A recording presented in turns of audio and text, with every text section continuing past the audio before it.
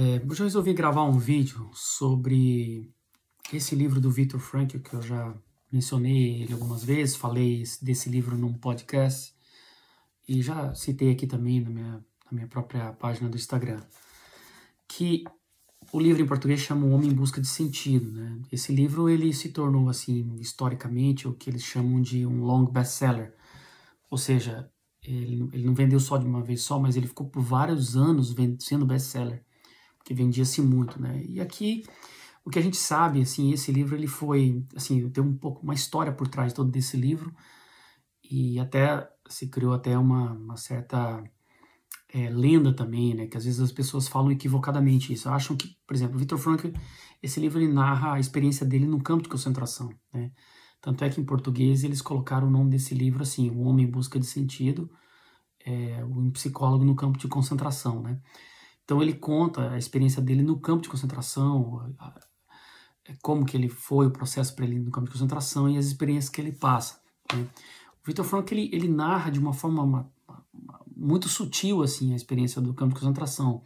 Você tem uma certa ideia da brutalidade, porque a gente, de uma certa forma, no nosso imaginário, por filmes que a gente assistiu, alguma coisa assim, a gente já tem uma ideia do nazismo, do campo de concentração, da forma que os judeus foram tratados. Ele não vai tratar, assim, não vai trazer imagens fortes, mas algumas formas sutis, algumas mencionando algumas ideias, ele acaba trazendo alguns aspectos, assim, da brutalidade, você tem uma ideia. E esse livro, o Viktor Frankl, quando ele escreveu esse livro, campo de concentração, normalmente, como eu estava falando, as pessoas têm uma ideia assim de que ele desenvolveu a logoterapia no campo de concentração, a partir do campo de concentração, quando na verdade não foi bem isso que aconteceu. Ele já tinha a ideia da logoterapia antes de ir para o campo de concentração, antes de acontecer o processo do nazismo. Ele já estava desenvolvendo algumas teorias, né? O que ele realmente chama de a busca do sentido, o homem tem um impulso, tem uma vontade por sentido. Então, Frankl é considerado a terceira escola de Viena, porque você tem três grandes psicólogos na Viena. Primeiro é Freud, né, e Freud tem o quê? Freud fala da vontade do prazer, o princípio do prazer, né? Will to pleasure, né, a vontade pelo prazer. Depois vem o segundo, que foi um discípulo de Freud, que é o Adler, que ele desenvolveu a psicologia do indivíduo, que ele fala da vontade de poder, ele acaba trazendo um pouco do Nietzsche, né? Já o Frankl, ele vai fazer o seguinte, a partir de Adler, que o Frankl estudou com Adler, ele trabalhou com Adler por um tempo, e ele vê o seguinte, que existe um impulso também do homem pelo sentido. Então o que acontece? Ele começou a desenvolver um trabalho que se torna um livro depois, ele levou os escritos junto, quando ele foi preso no campo de concentração, tentou salvar eles, porque ele guardou assim, meio que na calça, assim, e ele falava para o amigo, isso aqui é o trabalho da minha vida, né?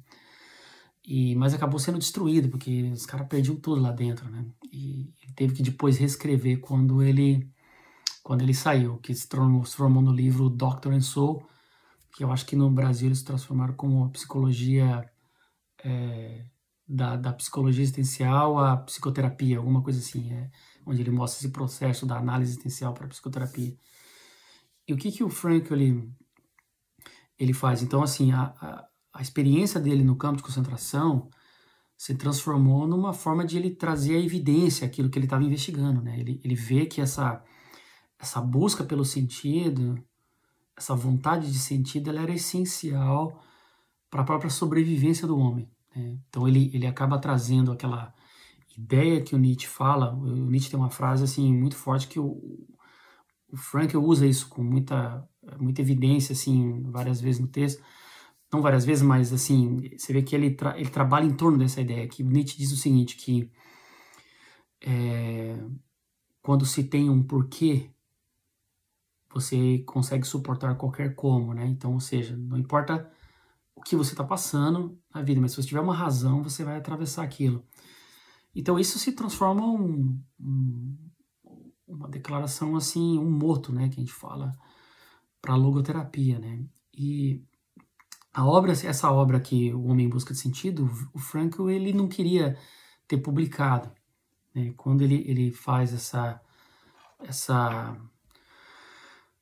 publicação, a primeira vez, a ideia dele era fazer algo assim, por exemplo, ele queria era colocar o nome dele, número de prisioneiro e contar a história, não queria se mostrar. Isso era uma característica da personalidade dele, né? O Frank não era uma pessoa que ele já estava desenvolvendo a logoterapia e estava avançando. Ele não era um cara de falar muito dele, falar muito das coisas, né? Fazer um marketing como tem hoje. Hoje, qualquer pessoa tem uma novidade, ela já quer fazer um marketing, já fala, conta toda a história dela, o sofrimento, e ela chegou naquilo, que faz parte daquela ideia da jornada do herói, né? O Viktor Frankl nunca usou isso, né? E as pessoas incentivavam e falavam para ele, não, você tem que fazer, coloca o seu nome, né? Os amigos incentivaram ele a escrever sobre o livro e colocar o nome dele. Depois que ele escreveu, né, contou toda a história, e aí ele colocou, não, você tem que colocar o seu nome e tal. Então aí começou a ser conhecido, e assim a logoterapia foi espalhando, né, a partir de Viena, e até que o cara que faz o prefácio desse livro, não sei se é o mesmo que fez, depende de qual tradução que foi usada no Brasil, mas o prefácio aqui é feito pelo Dr. Gordon Allport, que era um professor de Harvard, que tentou trazer o Viktor Frankl para os Estados Unidos para disseminar a ideia dele, né? E ele fala que quando ele leu o texto do Frankl, ele falou que leu numa sentada, né? E o texto do Frankl é bem interessante, porque o Frankl ele vai fazendo o seguinte, ele vai contando a experiência dele da chegada no campo de concentração, e sem perceber você vai entrando na logoterapia, ele vai passando as evidências que ele foi descobrindo da logoterapia, né? E ele vai mostrando, por exemplo, ele faz um contraste, assim, vai mostrando meio assim, de forma sutil, como que a teoria psicanalítica, naquela situação extrema, ela não se aplicava, né? Que é a vontade do princípio do prazer, que Freud falava. O prazer que as pessoas tinham eram outros, não tinham manifestação nenhuma de prazer sexual, as pessoas gostavam de falar de receita, falar de comida, e os sonhos que elas tinham eram sobre sonhos com a família, encontro, reunião em família, jantando junto, tomando uma bebida, coisas assim, simples, a básica da vida, assim, da convivência, né, com o outro, assim. E o objetivo do Frankl nesse texto, assim, não é só relatar a história dele, assim, então não é relatar, assim, a brutalidade. Tem gente que às vezes não quer ler porque, não quero pensar na brutalidade. Uma vez eu encontrei uma pessoa que ela fala, não quero ler porque eu não gosto de ler sobre isso. Mas ele não traz isso, né? Ele não vai trazer essa brutalidade, assim, tão assim, sanguinária, né? Na sua cara. Não, ele não vai fazer isso. A ideia dele é mostrar o poder desafiador que tem o espírito humano diante das circunstâncias, né? E ele vai mostrar, por exemplo, no texto ele vai colocar isso, 3 fases que o prisioneiro passava, né? Que a primeira era a admissão. Então você tinha o processo de admissão no campo de concentração, de pegar os trens e ser colocado naqueles trens e um monte de gente lançado. Não sabia para onde ia, porque você pegava um trem para pegar outro, você nem sabia mais onde você estava. Quando você vê, você estava em outro país, já estava na Polônia. E era terrível, totalmente um desraizamento da pessoa, né? Totalmente destroçamento da vida dela. E depois ele vai falar da segunda fase, que é o período da rotina, onde você vai ver realmente o processo de adaptação psicológica e depois, por último, a liberação, né? E nessa primeira fase, ele vai mostrando já algumas características da psicologia humana, né? Que a gente vê na situação de sofrimento, né? E nas situações de dificuldade também. E a gente pode aplicar em várias circunstâncias da vida. E é isso que é o objetivo do Frankl, é mostrar que nas situações extremas, né, ele foi tirando lições, assim, diante do sofrimento, né. E todos nós passamos sofrimento de algum nível, talvez muitos de nós não vão passar de campo de concentração. Talvez alguns um dia possam passar, você nunca sabe o que acontece na história, né, na política. Mas Frankl mostra isso, essa capacidade do homem de desafiar as circunstâncias, né? Existe uma força no espírito humano, então a logoterapia ele quer mostrar isso daí.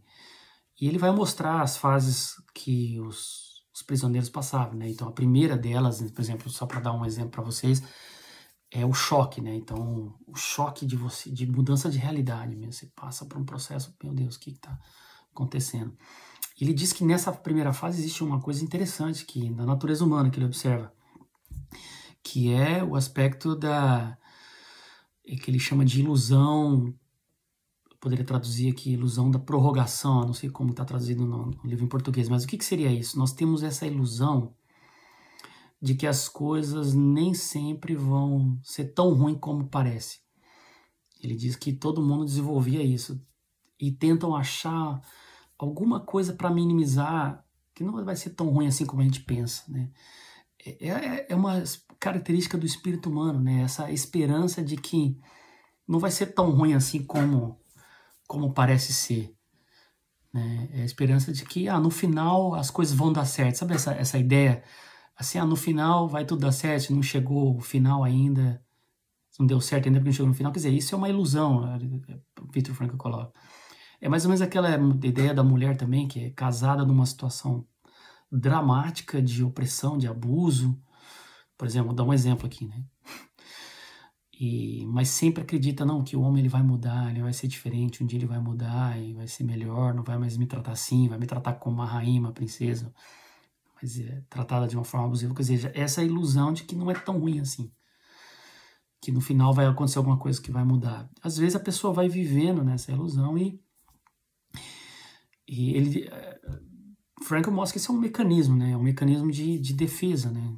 Se você vê, é um tipo de mecanismo de defesa, uma ilusão que você constrói para você. E às vezes o que acontece? Falta uma certa atitude interior de você tomar certas decisões interiores diante das circunstâncias.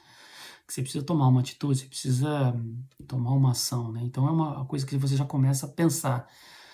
E daí ele vai dizer a segunda etapa, depois quando começa a rotina, né, do campo de concentração, depois que você está acostumado com tanta violência e tanto descaso à vida humana, né, que as pessoas são tratadas como animais e mortas assim, e ele diz que começa a apatia, né?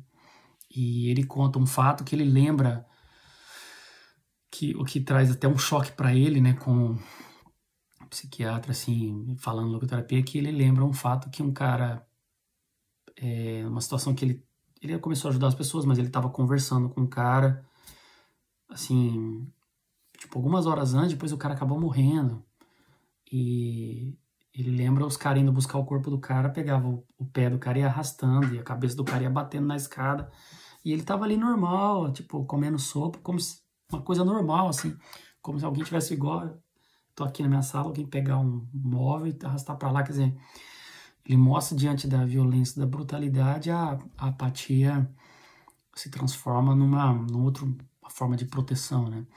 Então ele vai trazendo essas observações da natureza humana. E claro que ele vai daí revelar também as técnicas da logoterapia ali dentro, ele já começa a trazer isso, né? Mas o objetivo dele é isso, é mostrar que diante do pior sofrimento que a pessoa possa estar passando, existe um último recurso no espírito humano, que é a liberdade última que existe, que é o poder de decisão de ter uma atitude diante da circunstância que você está vivendo.